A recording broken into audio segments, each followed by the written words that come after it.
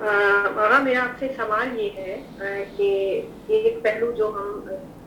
رزق یا روزی کمانے کے حوالے سے بہت سے لوگ اس پر توجہ نہیں دیتے، اگر آپ تھوڑا سا اس کو ایکسپلین کر کے بتا دیں کہ جو حرام کی کمائی ہے اس کے اثرات، جو گھر کا سربراہ ہے اور وہ حرام کی کمائی سے اپنے گھر کو، فیملی کو پال رہا ہے، تو وہ کس کس شکل میں سامنے آتا ہے، یہ اثرات کس طرح ہم اس کو جج کر سکتے ہیں کہ مثال کے طور پہ اگر اس گھر کے افراد پر بیماری ہے یا وہاں پہ لڑائی جھگڑا ہے، تھوڑا سا آپ اس کو ایکسپلین کریں کہ کیا اثرات ہوتے ہیں حرام کی کمائی میں۔ سوال تو بڑا اہم ہے، اور خود اس سوال کے جواب کے لیے پورا ایک لیکچر چاہیے کہ حرام لقمے کا انسان پر کیا اثر ہوتا ہے۔ لقمہ حرام نطفہ حرام کی طرح سے ہے۔ نطفہ حرام کے حوالے سے کہا جاتا ہے کبھی بھی جنت میں نہیں جا سکتا۔ لقمہ حرام کا مطلب یہ ہے کہ جب وہ لقمہ حرام جسم کا، روح کا، بدن کا حصہ بن جائے تو اس کے نتیجے میں توفیقات انسان سے سلب ہو جاتی ہیں، نیکی کی توفیق سلب ہو جاتی ہیں،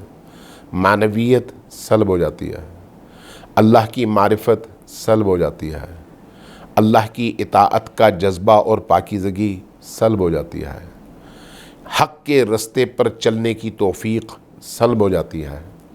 باطل کی طرف رجحان پیدا ہو جاتا ہے، گناہوں کی طرف رجحان پیدا ہو جاتا ہے،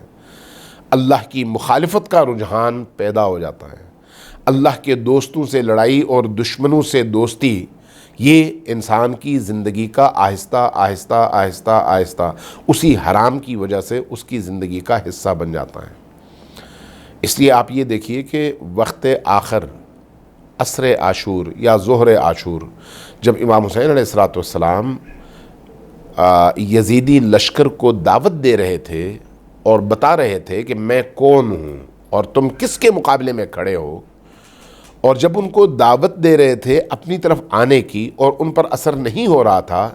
تو اس کے بعد امام حسین علیہ السلام کا یہ جملہ مورخین نے نقل کیا ہے، یہ بات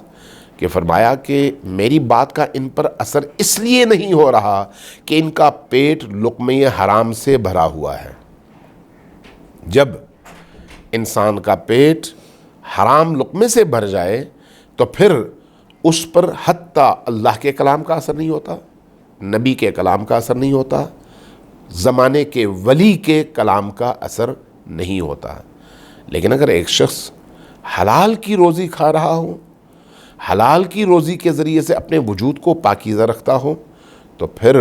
اس پر چھوٹی چھوٹی باتوں کا بھی اثر ہوتا ہے اور وہ اس کے نتیجے میں کانشس ہو جاتا ہے۔